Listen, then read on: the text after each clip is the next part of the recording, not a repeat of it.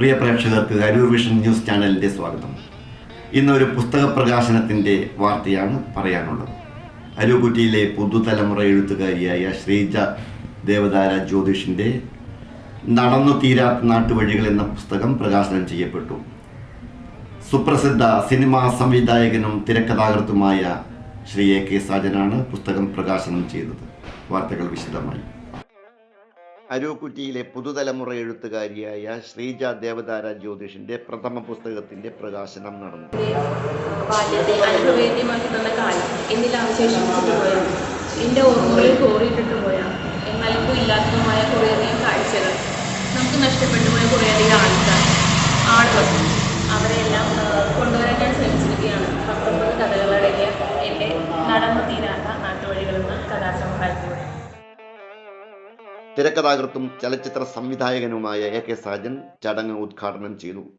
പുസ്തക പ്രകാശനവും നടത്തി. മാധ്യമപ്രവർത്തകനും എഴുത്തുകാരനുമായ ശ്രീകുമാർ അരൂക്കുറ്റി പുസ്തകം ഏറ്റുവാങ്ങി. നടന്നു തീരാത്ത നാട്ടുവഴികൾ എന്ന് നാമകരണം ചെയ്ത കഥാസമാഹാരത്തിന്റെ പ്രസാധകർ സൃഷ്ടിപദം ഗ്രൂപ്പാണ്. ഏപ്രിൽ 28 ബുധനാഴ്ച വൈകിട്ട് അരൂക്കുറ്റി NSS ഹാളിലാണ് ചടങ്ങ് നടന്നത്. ശ്രീജയുടെ പുസ്തകത്തിന് വിലയിരുത്തുക എന്ന് പറയുന്നത് എന്നെ സംബന്ധിച്ച് ഒരു പ്രശ്നം. ഞാനൊരു ഹോറിബിൾ വായനക്കാരൻ.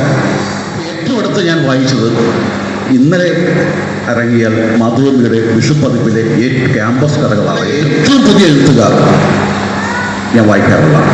അപ്പോൾ എഴുത്തിൻ്റെ ഭാഷയുടെയൊക്കെ രീതികൾക്ക് വളരെ സ്വാതന്ത്ര്യം ലഭിച്ചു കഴിഞ്ഞു. നമ്മൾ സംസാര ഭാഷയിൽ തന്നെയാണ് ഇപ്പോൾ സാഹിത്യത്തിൽ സംസാരിച്ചുകൊണ്ടിരിക്കുന്നത്.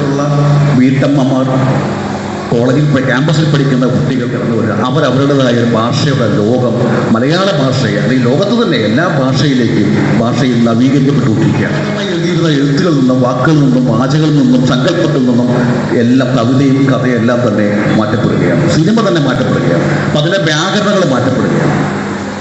അതുകൊണ്ട് ഈ അരൂക്കുറ്റിയിൽ ഇനിയും എഴുത്തുകാരുണ്ടാവട്ടെ. ഈ എഴുത്തിൽ നിങ്ങളുടെ അനുഭവത്തിൻ്റെ ഊർജവും തീയും ഉണ്ടെങ്കിൽ അത് വായിക്കാൻ കേരളത്തിലെ വായനാ സമൂഹം തയ്യാറായി 2 കൈയും സ്വീകരിക്കാൻ തയ്യാറാണ്. കാരണം ഏറ്റവും അവസാനം ഞാൻ വായിച്ച ഏറ്റവും എന്നെ ഞെട്ടിപ്പിച്ചത് വായിച്ചത് ഈ ആനന്ദി കെ റാം എന്ന് പറയുന്ന ഒരു നോവലാണ്. 2 വർഷം കൊണ്ട് ഏതാണ്ട് 2 ലക്ഷത്തോളം കോപ്പികൾ അത് വിറ്റഴിക്കപ്പെട്ടു പോയി. സൃഷ്ടിപദം ഗ്രൂപ്പ് സംസ്ഥാന കോർഡിനേറ്റർ എലിസബത്ത് സാമുവൽ അധ്യക്ഷത വഹിച്ചു. എന്റെ മുൻപിലിരിക്കുന്ന ചായപ്പലകയിൽ കറുത്ത ചായം മാത്രം.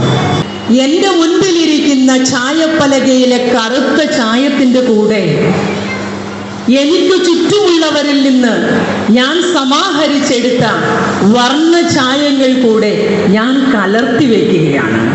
അങ്ങനെ ഞാൻ കറുപ്പിന്റെ കാഠിന്യം കുറയ്ക്കുകയാണ്. പ്രിയപ്പെട്ടവരെ, ഇത് തന്നെയല്ലേ നമ്മൾ ചെയ്യുന്നവരെ? അങ്ങനെ നമുക്ക് ചുറ്റുമുള്ള 1000 പേരുടെ മനസ്സുകളിലേക്ക് എത്തിച്ചേർക്കപ്പെടുന്ന സുമനസ്സുകളായി നിങ്ങൾ ഓരോരുത്തരും വരട്ടെ എന്ന് ആത്മാർത്ഥമായിട്ട് ആഗ്രഹിക്കുന്നു. എഴുത്തുകാരിയായ രമ്യ വിഷ്ണു സ്വാഗതം ആശംസിച്ചു.